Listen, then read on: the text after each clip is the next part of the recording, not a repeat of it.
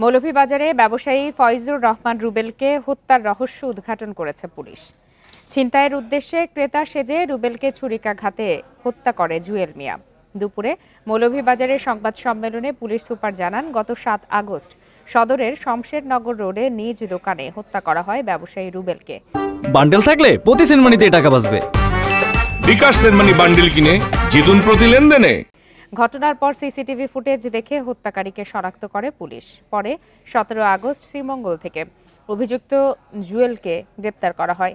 তার দেয়া তথ্যে উদ্ধার করা হয় হত্যায় ব্যবহৃত ছুরি, মাস্ক, জুতা ও রক্তমাখা নোট।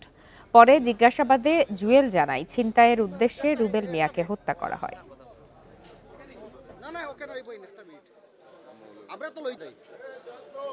আমার উদ্দেশ্য ছিল পিছনের সাইডে নেওয়া, যেখানে যেহেতু দেখলাম অনেক সময় কোনো মানুষ আসতেছে না, পিছনে নিয়ে গিয়ে আমি তখন তাকে চাকু মারি আর কি। বুঝতে একটা মারার পর পরবর্তীতে আমি দেখি যে চিল্লাপাল্লা করতেছে, তখন আমি একেবারে তার মৃত্যু নিশ্চিত করে আসি আর কি।